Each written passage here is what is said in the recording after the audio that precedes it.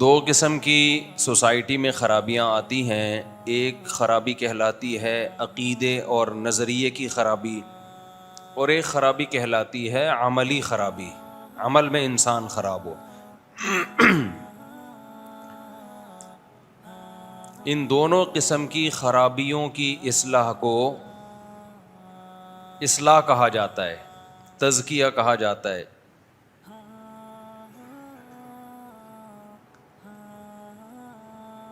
ہمیں دنیا میں زندہ رہنے کے لیے، دنیا میں چلنے پھرنے کے لیے بہت ساری غلط چیزوں کو ٹھیک کرنے کی ضرورت ہوتی ہے.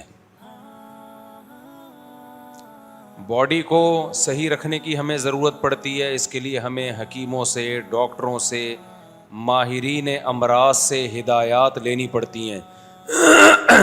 خود سے آپ اپنی باڈی کو ٹھیک نہیں رکھ سکتے. الٹا سیدھا کھاتے رہو گے، غلط لائف اسٹائل ہوگا، بالآخر بیمار ہو جاتا ہے انسان. 20 قسم کی بیماریاں لاحق ہو جاتی ہیں. تو جب تک ڈاکٹروں سے یا کوئی ماہر حکیموں کی ہدایات آپ نہیں لوگے، اس زمانے میں آپ کے لیے اپنے آپ کو صحت مند رکھنا ممکن نہیں ہوگا. اور کمال کی بات یہ ہے کہ جیسے جیسے قیامت قریب آ رہی ہے، انسان مادی اعتبار سے بھی سیدھے راستے سے ہٹ رہا ہے اور روحانی اعتبار سے بھی سیدھے راستے سے ہٹ رہا ہے. دونوں قسم کی خرابیاں آ رہی ہیں. روحانی اعتبار سے سیدھے راستے سے ہٹنا تو سمجھ میں آتا ہے کہ پیغمبروں سے فاصلہ ہمارا بڑھ رہا ہے. بھائی جتنا نبی صلی اللہ علیہ وسلم سے ہم دور ہوتے چلے جائیں گے زمانے کے لحاظ سے، تو نبوت کی تعلیمات کے اثرات بھی کم ہوتے چلے جائیں گے. صحابہ نے نبی کو دیکھا، تابعین نے صحابہ کو، ان کا روحانی طور پہ گمراہ ہونے کا خطرہ کم تھا. ہم تو 1400 سال کے بعد پیدا ہوئے ہیں، ہمارا خطرہ زیادہ ہے، فاصلہ بہت ہو گیا نا. تو مذہبی لحاظ سے سوسائٹی میں خرابی کا آنا اتنا برا نہیں ہے. مادی اعتبار سے سوسائٹی میں خرابی کا آنا یہ سمجھ سے بالاتر ہے. اس کی میں بھی وجہ بیان کروں گا. آپ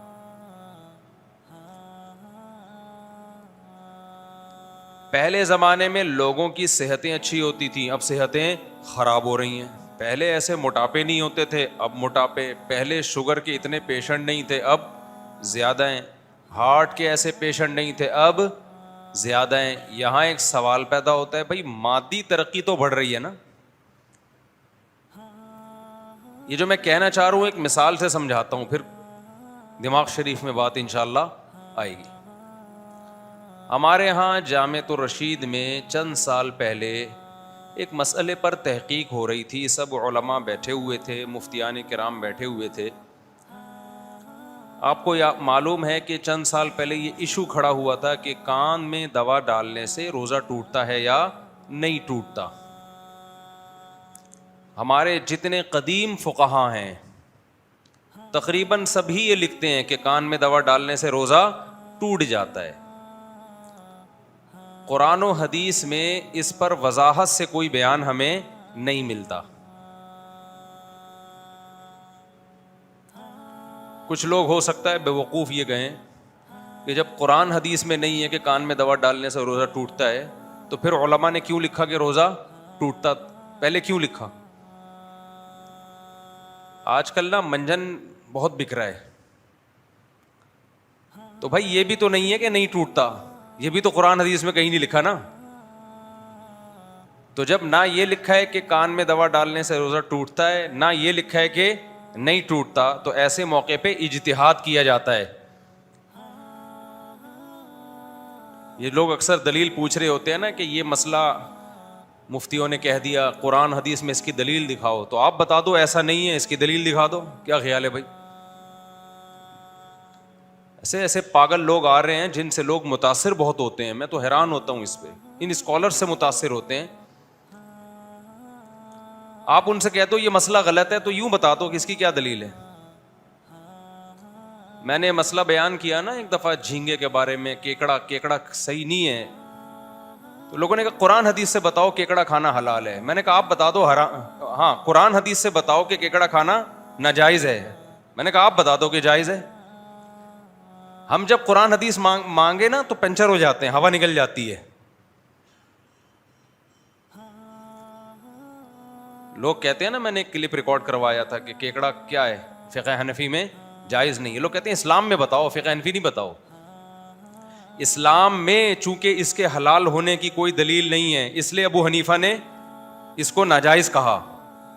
اسلام کی وجہ سے فقہ حنفی میں آیا ہے مسئلہ, فقہ حنفی کی وجہ سے اسلام میں نہیں گیا. تو فقہ حنفی کوئی اسلام سے الگ کوئی چیز نہیں ہے. اور آپ جو بتا رہے وہ بھی تو اسلام نہیں ہے نا, وہ بھی تو آپ کی رائے ہے. کیونکہ اسلام تو اس بارے میں کیکڑے کے بارے میں کیا ہے, لفظ کیکڑے کے بارے میں خاموش ہے. جب خاموش ہے تو پھر دیگر دلائل دیکھے جاتے ہیں کہ اس سے کیا پتہ چل رہا ہے حلال والے زیادہ ہیں یا حرام والے زیادہ ہیں. اپنی رائے کو اسلام کہتے ہیں, ابو حنیفہ کی رائے کو حنفی فقہ کہتے ہیں یہ لوگ, اور اسلام کے مقابلے میں لاتے ہیں. تو آپ کی بھی تحقیق اگر قرآن و حدیث سے ہے, ابو حنیفہ کی بھی قرآن و حدیث سے ہے, تو دونوں اسلام ہیں. صحیح بات یہ ہے کہ اس میں صحیح والا کون سا ہے. تو ابو حنیفہ کی رائے میں غلطی کا امکان کم ہے, آپ کی رائے میں غلطی کا امکان زیادہ ہے. یوں تعبیر ہونی چاہیے. تو جو بولا کرے نا ہم پہ اعتراض کرے یہ لوگ کیکڑا نہیں کھاتے, کہتے ہیں کہ اس کے حالانکہ حلال و حرام کرنا تو صرف اللہ کا کام ہے. آج کل ایسے کلپ آ رہے ہیں مفتیوں نے کیکڑے کو حرام کر دیا, حالانکہ حلال حرام کرنا کس کا کام ہے, اللہ کا. تو ان سے بولو حلال کرنا بھی اللہ کا, حرام کرنا بھی اللہ کا. اگر آپ کہتے ہو کیکڑے کے بارے میں حرام ہونے پر کوئی حدیث نہیں ہے تو آپ حلال ہونے پر دکھا دو, حلال ہونے پر بھی تو نہیں ہے. اب یہاں اجتہاد ہوگا,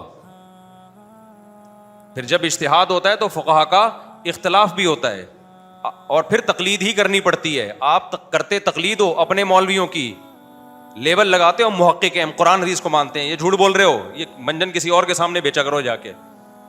میرا موضوع ہٹ جاتا ہے کیونکہ اس کی فضول چیزیں بہت آ رہی ہیں مارکیٹ میں.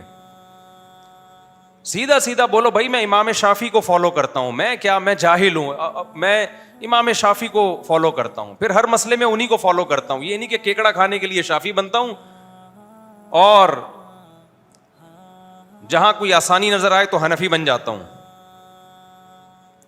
ہم کبھی شافعیوں پہ اعتراض نہیں کرتے. وہ کہتے ہیں بھائی ہمارے پاس علم کامل نہیں ہے, ہم امام شافعی کو فالو کرتے ہیں, اہل سنت والجماعت کے امام ہیں اور ان کی تحقیق ہے, تو پھر ہر چیز میں انہی کو فالو کرتے ہیں. یہ نہیں ہوتا کہ بغیر ولی کے لڑکی نے جب گھر سے بھاگنا ہو تو پھر حنفی کو فالو کرے گی, اور کیکڑا کھانا ہو تو کس کو. میرے پاس ایسے اہل حدیث کے فون آئے ہیں کیکڑا کھانے کے لیے اہل حدیث ہیں, لڑکی سے ابا کی مرضی کے بغیر شادی کرنے کے لیے فقہ حنفی سے فتویٰ لے رہے ہیں. یہ مذاق بنا رہے ہیں دین کو اور کچھ بھی نہیں ہے. باقی جو کہتا ہے نا سمندر کی ہر مخلوق حلال ہے, حرام ہونے کی کوئی دلیل نہیں ہے اس سے, اور پانی کی ہر مخلوق, تو کیکڑا پانی میں بھی رہتا ہے اور خشکی میں بھی, مگرمچھ پانی میں بھی رہتا ہے اور خشکی میں بھی, کچھوا پانی میں بھی رہتا ہے اور خشکی میں بھی. تو پھر کیکڑا حلال نہیں ہے, پھر کچھوا اور مگرمچھ بھی حلال ہے, اس کے انڈے بھی کھایا کرو. اس لیے جس نے ابو حنیفہ کو پڑھا ہے نا, خدا کی قسم گہرائی میں جا کے وہ کہے گا ابو حنیفہ نے واقعی قرآن و سنت کو بہت ڈیپتھ میں جا کے ایکسپلین کیا امت کے سامنے. یہ لوگ ہم سے ابو حنیفہ چھڑوا کے کہتے ہیں نبی کے پہ آ جاؤ. ہمیں پتہ ہے نبی کی, یہ ابو حنیفہ چھڑوا کے نبی پہ نہیں لا رہے, یہ ابو حنیفہ چھڑوا کے اپنی رائے پہ لے کر آ رہے ہیں, اس کو نبی کی رائے قرار دے رہے ہیں. کہ جو ہمیں جو سمجھ میں آ رہا ہے وہ نبی کے, ابو حنیفہ جو تھے وہ نبی کو نہیں سمجھا انہوں نے. اٹھا کر پھینک دو باہر گلی میں, نئی تہذیب کے انڈے ہیں بیڈ کو گندے کو انگلش میں ڈرٹی, تھوڑا انگلش کا تڑکا, شعر پرانا ہو گیا نا. اٹھا کر پھینک دو باہر گلی میں, اٹھا کر پھینک دو باہر اسٹریٹ میں, نیو تہذیب کے انڈے ہیں ڈرٹی. یہ شعر پرانا ہو گیا تو تھوڑا میں نے ٹیسٹ چینج کیا اس کا. تو اچھا کمال کی بات ہے جب ہم جواب میں کوئی کلپ ریکارڈ کرواتے ہیں نا, ان کے کمنٹس میں اس کا ایسے لوگ جو اعتراض کرتے ہیں نا ابو حنیفہ پہ یا علماء پہ, تو جب ہم کلپ ان کے کمنٹس میں نا لنک شیئر ڈال دیتے ہیں تو فوراً لنک اڑا دیتے ہیں وہ لوگ. حالانکہ آپ اگر تحقیق محقق ہو تو بھائی دونوں کی رائے کو سنو. آپ کمنٹس میں سے وہ اڑا کیوں رہے ہو؟ یہ کہتے ہیں نا سب کو سننا چاہیے, تو اپنے مخالف کو سننے کا حوصلہ تو پیدا کرو. لیکن آپ نے ان لوگوں کا ظرف بہت تھوڑا دیکھا ہوگا. یہ کہتے ہیں, دعویٰ کرتے ہیں سب کو سنو, لیکن کمنٹس میں اس طرح کے تمام کمنٹس اور لنک ڈیلیٹ کر کے بتا رہے ہوتے ہیں کہ ہمارے علاوہ کسی کو بھی نہیں سنو. منجن کی بہت ساری قسمیں میرے بھائی. جیسے منجن قرآن و سنت کے نام پہ بیچا جاتا ہے نا, ایسے ہی منجن یہ کہہ کے بھی بیچا جاتا ہے کہ دوسرا منجن بیچ رہا ہے. دوسروں پہ منجن بیچنے کا الزام لگا کے بھی اپنا منجن ٹائٹ طریقے سے بیچا جاتا ہے. ہم اپنے ٹاپک کی طرف آتے ہیں. کیا ہم ساس بہو کے جھگڑے لے کے بیٹھ گئے؟ تو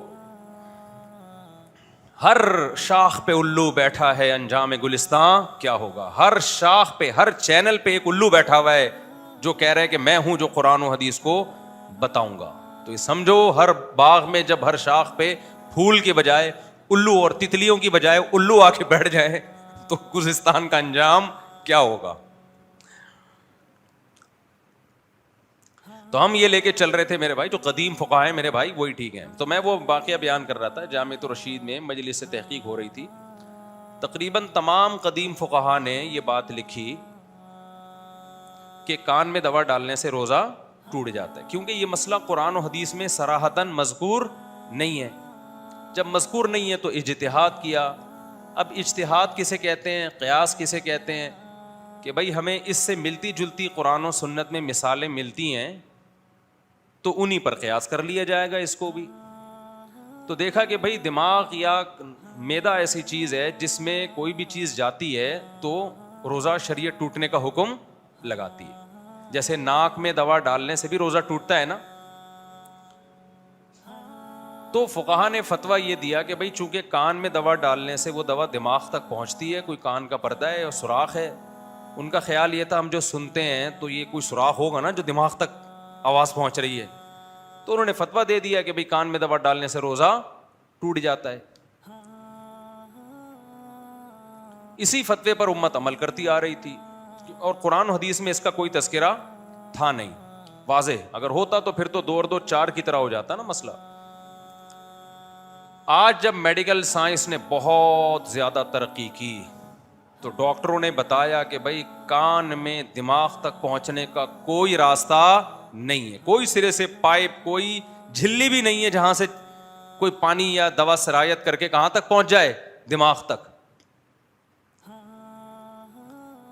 جب میڈیکل سائنس کی یہ تحقیق آئی تو دارالعلوم کرنگی میں بھی علماء کے اجلاس ہوئے, جامعۃ الرشید میں بھی, بنوری ٹاؤن میں بھی, اور بھی بہت سارے مدارس میں, کہ بھائی یہ تو مسئلے کی بیس ہی یہی تھی کہ دماغ تک دوا پہنچ رہی ہے, یہ تو پہنچ ہی نہیں رہی, ڈاکٹر کہہ رہے ہیں. اب جب ہمارے یہاں اجلاس ہوا, دارالعلوم کرنگی نے تو فتویٰ دیا کہ اس سے رجوع کر لیا کہ بھائی کان میں دوا ڈالنے سے روزہ نہیں ٹوٹتا. ان کی یہ رائے تھی, وہ فتویٰ اسی پہ دے دیا انہوں نے, اور یہی ہماری رائے بھی ہے کہ کیونکہ اس کی بیس ہی ختم ہو گئی نا. علماء نے جو اجتہاد کیا تھا وہ تو اس بیس پہ کیا تھا نا کہ دماغ تک کچھ پہنچ رہا ہے, تو پہنچ ہی نہیں رہا. بنوری ٹاؤن میں بھی ہوا, ان کی وہی رائے ہے جو قدیم فقہا کی رائے ہے. وہ بھی اجتہادی مسائل میں کوئی ایک جانب پہ آپ بہت زیادہ سختی نہیں کر سکتے.